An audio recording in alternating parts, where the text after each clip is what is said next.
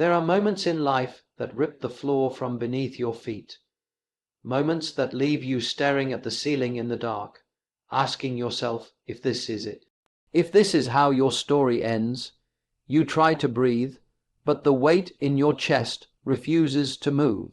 People tell you to be strong, to stay positive, but they have no idea what it's like to wake up every day fighting battles no one sees. Sometimes you love people who don't love you back. Sometimes you give everything and still feel empty. And sometimes the silence in your own heart is louder than any scream.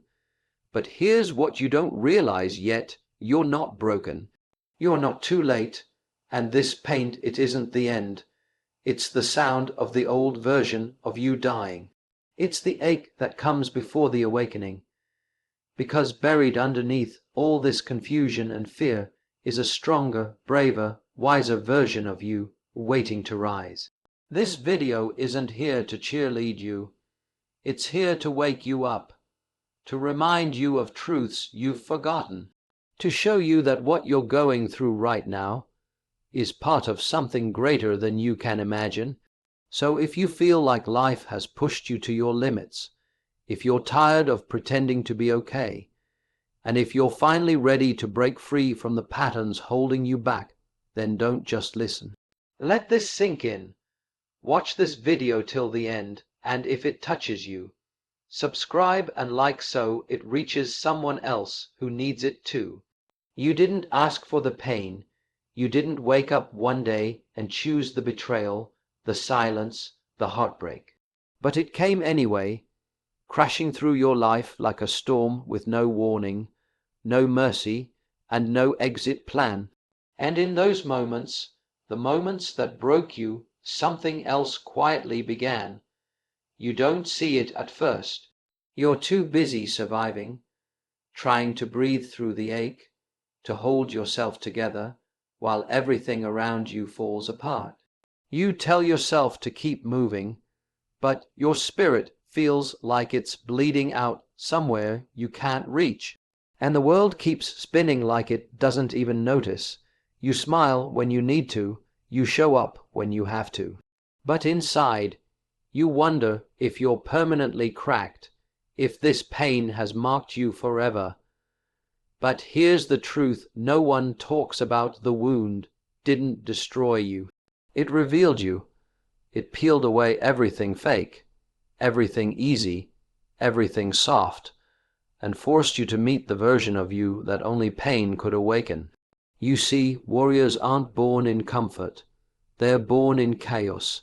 They rise from the wreckage, and that fire in your chest, that shaking in your voice, that numbness you tried to run from, that's not weakness.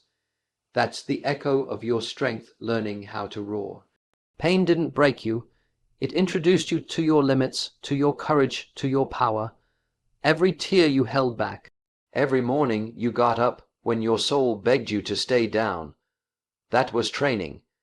And now you're not just someone who knows pain. You're someone who has grown through it. You've felt the sting of life tearing you open, and you're still here. Not softer, not smaller, stronger, sharper, clearer. So stop running from the wound. Stop pretending it didn't matter.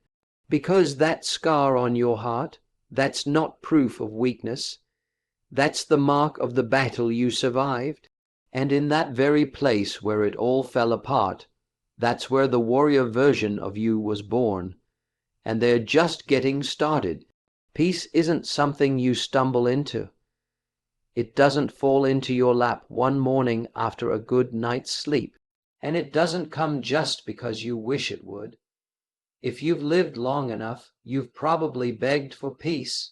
In the chaos of heartbreak, in the exhaustion of doing everything for everyone and still feeling empty, in the quiet war between who you are and who the world keeps telling you to be, you think peace means silence or escape or comfort. But that's not peace. That's just a pause. Real peace is something harder and more sacred. It's the decision to protect your mind like it's a sacred space. It's the courage to say no, even when you're shaking.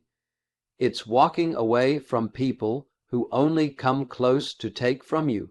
And it's letting go of the versions of yourself that only existed to please others. You build peace like a house, brick by brick, boundary by boundary, not by locking out the world, but by learning what deserves access to you. You'll lose people who liked you better when you were tired, overextended, and easy to control. They'll say you've changed. They'll call you distant. But they never truly saw you, they saw what they could get from you.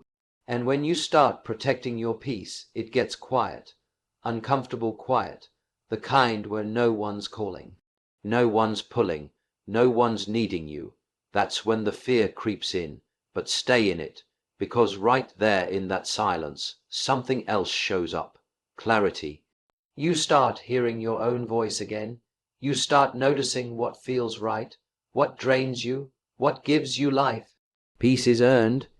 It costs you comfort, approval, and sometimes connection. But what you gain is yourself.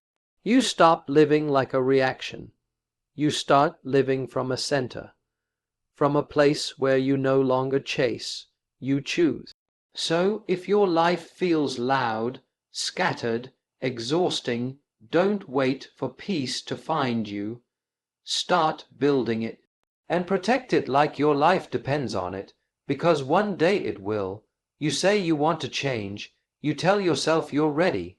You repeat the affirmations. You set the goals. You visualize the life you wish you had. But then nothing shifts. You go back to the same habits. You keep tolerating the same treatment. You keep hiding from the mirror because something inside still isn't moving. Change isn't about what you know. It's about what you can no longer tolerate. And no one talks about how change begins with pain, not inspiration. You won't truly move until the weight of staying the same becomes heavier than the fear of doing something different. Not when it's inconvenient, not when it's frustrating, only when it becomes unbearable. People don't leave toxic relationships because they finally read the right book. They leave because something inside finally snaps, and the comfort turns to poison. People don't change careers because they're chasing a dream. They change because they can no longer betray themselves just to survive another Monday. Pain is the alarm, the internal fire that says, this is no longer sustainable. And it's not cruel. It's a gift in disguise. It's the push your comfort zone will never give you. But here's the twist. Pain won't change you if you keep numbing it, if you keep making excuses for it, if you keep calling it just a phase. That pain is there for a reason, and if you ignore it, you'll stay exactly where you are. But if you lean in, if you stop sugarcoating what hurts, if you finally say out loud, I can't live like this anymore, then you start waking up. You stop settling, you start asking questions, and that's when everything begins to shift, not overnight, but irreversibly. Change doesn't come wrapped in comfort. It comes after you've cried in your car, after you've stared at the ceiling, questioning your whole life, after you've said, I'm done, and meant it. When the pain outweighs the comfort, the cost of staying the same becomes too high. And that's when you stop hoping and start moving. You can love someone with everything in you and still feel empty. You can give them your time, your care, your loyalty, and still feel invisible. And yet you stay. You stay hoping that one day they'll see you, value you, choose you the way you keep choosing them. But the truth you don't want to face is this. You've been loving them more than you've been respecting yourself. You've been sacrificing your boundaries for closeness, trading your silence for temporary peace, swallowing your pain just to avoid being alone. That's not love, that's self-abandonment, and it's slow, quiet, and devastating. You don't notice it right away. It creeps in through all the little moments you said yes, when you wanted to say no. Every time you let something slide because you didn't want to seem too much. Every time you shrank just to be accepted. You tell yourself you're being patient, understanding, loyal. But deep down, a voice inside is screaming, asking why you keep choosing people who never truly choose you. And here's the hardest part. It's not about them. It's about you, because no one can value you more than you value yourself. And if you don't hold the line, no one else will. Real love doesn't require you to disappear. It doesn't ask you to bleed to prove your worth. It doesn't make you question your dignity just to feel wanted. When you lose your self-respect in the name of love, it's not romantic. It's a slow betrayal of your soul. And the longer it goes on, the more disconnected you become from the person you used to be. But the moment you remember who you are, the moment you stop begging for crumbs, the moment you realize that your peace matters more than someone's inconsistent affection, that's when everything changes, not because they changed, but because you did. You don't need to be loved at the cost of yourself.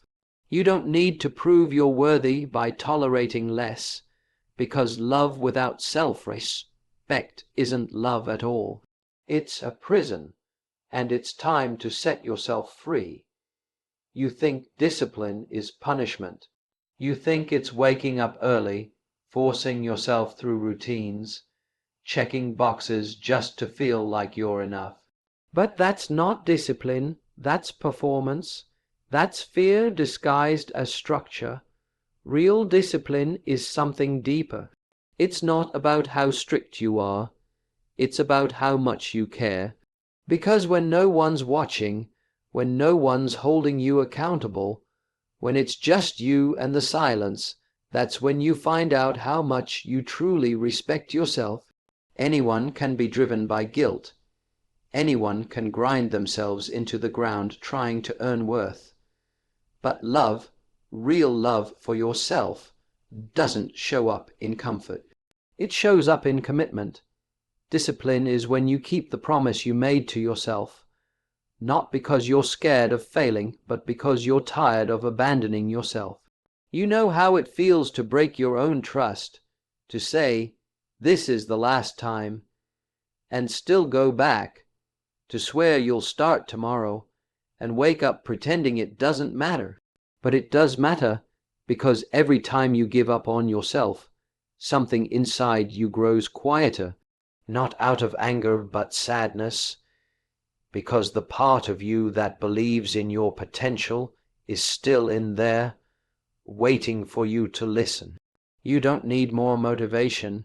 You need to stop treating your growth like it's optional, because your healing, your future, your peace, they all depend on the choices you make when it's hard. Discipline isn't about perfection. It's about presence. It's standing in the mirror and saying, "I will show up for you today," even when you're tired, unsure, or hurting. That's love, not the soft feel good kind, but the steady, loyal kind, the kind that doesn't walk away when things get uncomfortable. So don't confuse discipline with punishment. It's the highest form of self-respect, the act of proving to yourself, day after day, that you are worth the effort. And when that becomes your standard, not just your wish, that's when everything in your life begins to align. Because now you're no longer waiting to feel worthy, you're acting like it. No one claps when you start over. No one celebrates the moment you choose healing over distraction, or discipline over comfort. There are no standing ovations when you quietly decide to change your life. And that silence can feel brutal. You think progress is supposed to feel inspiring, that once you make the right choice, you'll feel strong, motivated, proud. But what you really feel is alone, because real growth doesn't happen on stage. It happens in the shadows. It happens when you're sitting with your own thoughts, battling habits no one knows you're trying to break. You'll question yourself 100 times. You'll wonder if you're doing the right thing, if any of it matters, if anyone even notices. And that's the point. This season of isolation isn't punishment. It's preparation. The applause will come later, if it ever comes at all. But your future isn't built by those who cheer for you. It's built by the moments you choose not to give up, even when no one sees the effort. That means getting up early when it's easier to stay in bed, saying no when your past would have said yes, letting go of people who drain you, even if it means being alone for a while. It's in those lonely decisions where your new life is forming, and you won't always have support, you won't always feel sure, but you will feel honest, and that's something applause can't give you. You're not behind, you're not failing, you're just in the part no one talks about, the part where growth feels like loss, where silence feels like a verdict, but it's not. It's a clearing. It's space for something real to take root. Don't rush it. Don't chase recognition to validate the work you're doing, because the work that really matters is quiet, gritty, and unglamorous. And it's yours. Your future won't be handed to you in a moment of praise. It'll be shaped in the days you chose integrity over ease, truth over popularity, and progress over comfort. So if no one sees you right now, good, that means you're exactly where real change begins, not in the noise, but in the quiet, where you finally become who you were meant to be.